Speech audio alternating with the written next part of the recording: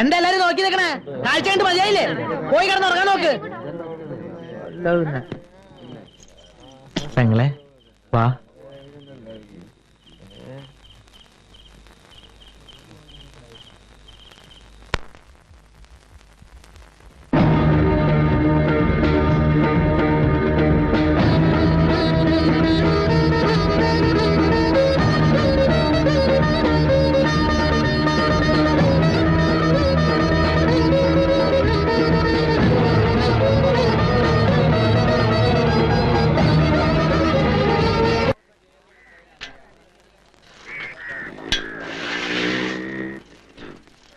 ഉസ്താദേ, ഉസ്താദേ, ഉസ്താദേ, ഉസ്താദേ.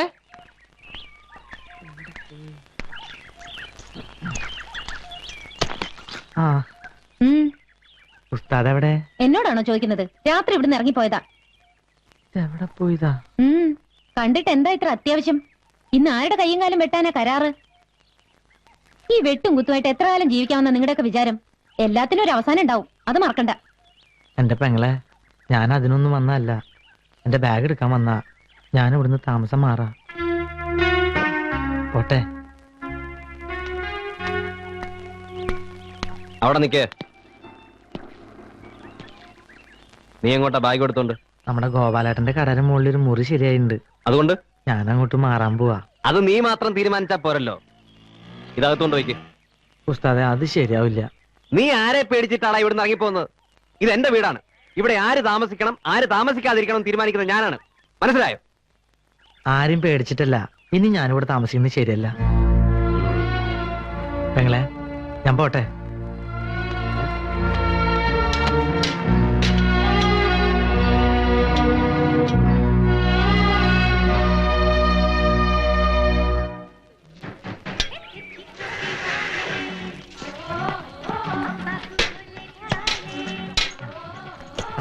ഒരു സ്ട്രോങ് ചായ.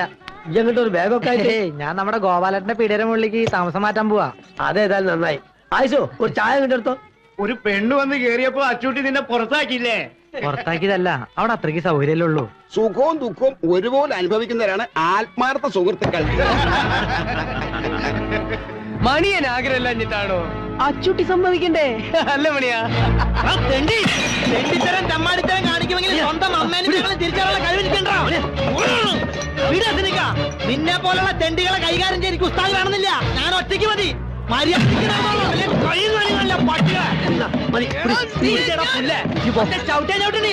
അന്നോട് ഞാനാ പറഞ്ഞു.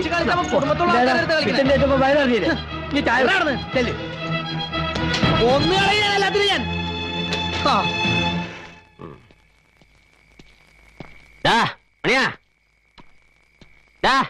മണിയാ, ഇവനിത് എവിടെ പോയി കിടക്കുന്നത്? ഓ, നീ ഇവിടെ തന്നെ കുടിയിരിക്കുകയാണല്ലേ?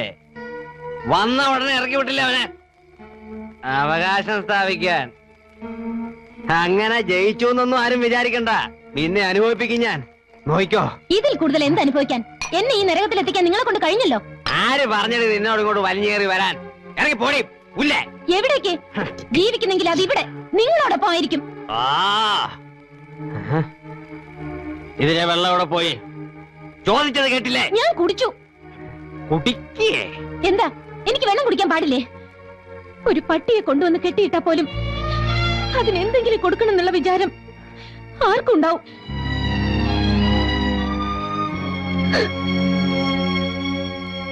ഇങ്ങനെ പട്ടിണി അടക്കാനായിരുന്നെങ്കിൽ നിന്നെ ഒരിക്കലും ഞാൻ ഇങ്ങോട്ട് വിടില്ലായിരുന്നു. ആരെ തോൽപ്പിക്കാൻ വേണ്ടിയാ? അവനെയോ? നിനക്ക് വേണ്ടെങ്കിൽ വേണ്ട. വയറ്റിലൊരു ജീവൻ വളരുന്നില്ലേ? അതെങ്കിലും നീ ഓർക്കണ്ടേ? വാശി കളഞ്ഞിട്ട് വല്ലതും ഒന്ന് കഴിക്കാൻ നോക്കുമോളെ. എന്നും ഭക്ഷണം ഒരുക്കി തരാൻ ചേച്ചി ഉണ്ടാവോ? സ്വയം കണ്ടറിഞ്ഞെല്ലാം ചെയ്യുമെന്ന് നോക്കട്ടെ. ഇക്കാര്യത്തിൽ എനിക്ക് അല്പം വാശിയുണ്ടെന്ന് തന്നെ കൂട്ടിക്കോളൂ. ദേ, ഭക്ഷണത്തോട് വാശി പിടിച്ച് ഇങ്ങനെ പട്ടിണി അടക്കരുത്. അത് ദൈവദോഷ. അല്ല, എന്താ നഴ്സമ്മ പുതിയ കൂട്ടിയിരിക്കുക? എന്ത് പറയാനാക്കാ, രാവിലെ മുതൽ പട്ടിണി ഇരിക്കുക. എന്താ നിങ്ങൾക്ക് നോമ്പാ? അല്ല, അച്ചൂട്ടില്ല ഇവിടെ? അവൻ രാവിലെ ഇറങ്ങിപ്പോയതാ. കാട്ടുപോയിക്കെന്ത് ചങ്കരാന്തി. ഓനുണ്ട് ഇത് വല്ലതും തിരിയാൻ പോണ്? ഇത്രയും കാലം പെണ്ണും പെടുക്കോ ഇല്ലാണ്ട് ജീവിച്ചോനല്ലേ. മോള് വിഷമിക്കണ്ട. ആളൊരു മുരടനാണെങ്കിലും ഓന്റെ കൽബ് നല്ലതാ. ഞമ്മക്കറിയാം അസലായിട്ട് ഓനെ പിറന്നു വീണ് തന്നെ എത്തിയുമായിട്ടാ. നാട്ടുകാരാട്ടും തുപ്പും കേട്ട് തെരുവിൽ വളർന്ന ഓന് ഈ ദുനിയാവിനോട് തന്നെ പകയാ. ചില രാത്രിയിൽ ഓന് നമ്മളെ മുമ്പിലിരുന്ന് കൽബ് പൊട്ടി കരഞ്ഞിട്ടുണ്ട്. എന്താന്ന് ഇതുവരെ അറിഞ്ഞിട്ടില്ല, അതൊക്കെ ഓന് കിട്ടിയിട്ടുമില്ല. ഇനി അതൊക്കെ ഓന് കൊടുക്കാൻ മോക്കേ കഴിയൂ.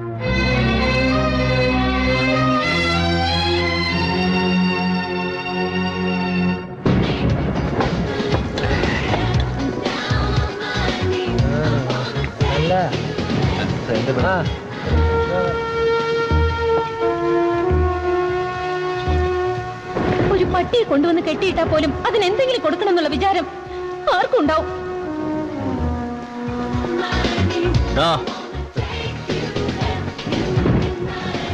ഒരു chicken biryani parcel. Biryani parcel. ആ ശരി.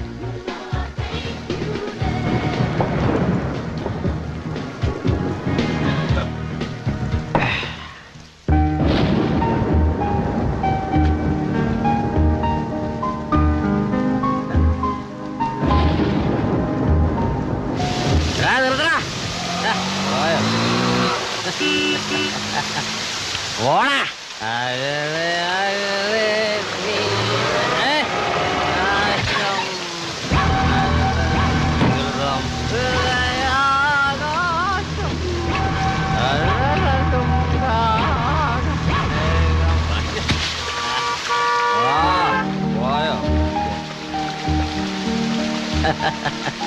ഒരു ബിരിയാണി മേടിച്ചുകൊണ്ട് തരാന്ന് വെച്ചപ്പോ അതിങ്ങനെയായി. നിനക്ക് ബിരിയാണി തിന്നാനുള്ള യോഗം ഇല്ലടി പെണ്ണേ.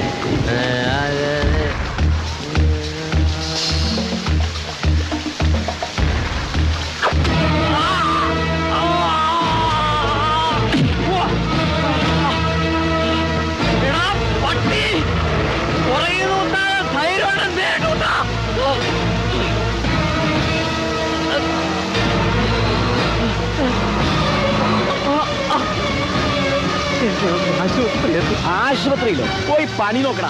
പട്ടിയെ പോലെ നീ റോഡിൽ കിടന്ന് ചാവണം.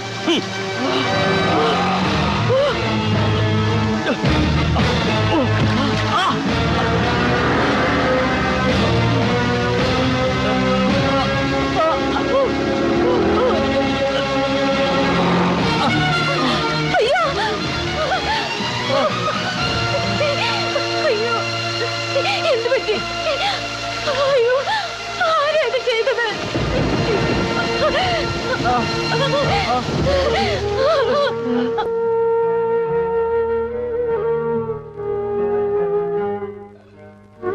ഓവറാൻ കൊടുത്തേക്ക്.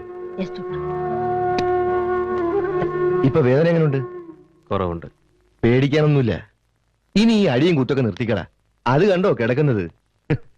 ഒരു കാലത്ത് ചമ്പക്കര മുഴുവൻ വിറപ്പിച്ച വലിയ റൗഡിയാ ചമ്പക്കര പൈലി. അടിയും തൊഴിയും വാങ്ങി അവശനായതോടെ സ്വന്തം ഭാര്യയും മക്കളും വരെ വീട്ടിൽ നിന്ന് ചവിട്ടി പുറത്താക്കി. മുമ്പ് വൈരാഗ്യമുള്ള ആരോ തല്ലിച്ചതച്ച് റോട്ടിലിട്ട് പോയതാ. ആരും നോക്കാനില്ലാതെ അനാഥപ്രേതം പോലെ കിടക്കുക. എങ്ങനുണ്ട്?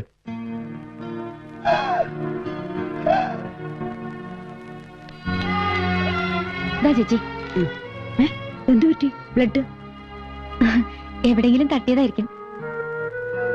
നോക്കട്ടെ.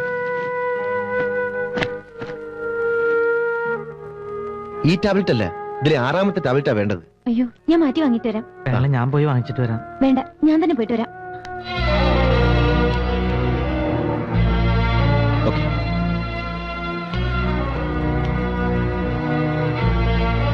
അച്ചുട്ടി, ഈ പുണ്യം ചെയ്തവനാണെന്ന് ഞമ്മക്കിപ്പോ മനസ്സിലായി. അല്ലെ സിന്ധുവിനെ പോലത്തെ ഒരു പെണ്ണിനെ അണക്ക് കിട്ടൂല. അച്ചൂട്ടി ഉപദേശിക്കാൻ ഞാൻ ആരുമല്ല. എന്നാലും പറയാ, ഇനിയെങ്കിലും നല്ല രീതിയിലൊക്കെ ജീവിക്കാൻ നോക്കണം. ഒരു ജന്മം മുഴുവനും അനുഭവിച്ചു തീർക്കാനുള്ള ദുഃഖവും വേദനയും ഈ പ്രായത്തുള്ളിൽ അവൾ അനുഭവിച്ചു കഴിഞ്ഞു. ഇനി അവളുടെ ജീവിതം അച്ചൂട്ടിയുടെ കയ്യിലാ.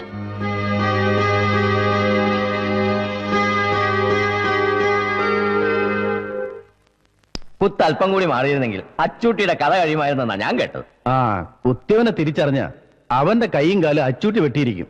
അത് ഉറപ്പാ.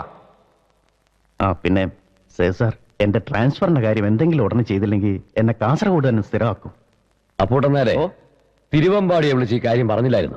പറയാൻ അയാളെ കിട്ടിയിട്ടുണ്ട്. എപ്പോ വിളിച്ചാലും പുറത്തു പോയി മീറ്റിങ്ങിന് പോയി എന്നൊക്കെയാ മറുപടി. ആഭ്യന്തരമന്ത്രി ആയതിനു ശേഷം പുള്ളി ഭയങ്കര ബിസിയാണെന്നാ വെപ്പ്. അതെ അതെ, തിരുവമ്പാടി എന്റെ ട്രാൻസ്ഫറിന്റെ കാര്യത്തിൽ എന്തെങ്കിലും ചെയ്യുമെന്ന് എനിക്കൊരു വിശ്വാസമില്ല. ആ, ആഭ്യന്തരമന്ത്രി ആയ ശേഷം ആളാകെ മാറിയിരിക്കുക. ഛേ, തിരുവമ്പാടി അത്തരക്കാരനാണെന്ന് ഞാൻ വിശ്വസിക്കുന്നില്ല. ആ, ഏതായാലും ഇന്ന് രാത്രി തന്നെ ഞാൻ തിരുവമ്പാടി വിളിക്കാം. ഓ ആ സേതു സാറേ, ഇങ്ങോട്ട് ട്രാൻസ്ഫർ ആയി വരുന്ന പുതിയ CI എന്നെ പോലെയല്ല. ആള് വളരെ സ്ട്രിക്റ്റാ. പോലീസ് ഡിപ്പാർട്ട്മെന്റിന് തലവേദന ഉണ്ടാക്കാൻ വേണ്ടിയുള്ള ഒരു ജന്മം. കുട്ടനാട്ടുകാരൻ കുഞ്ഞുമത്തായുടെ മകൻ ജോയി മാത്യു.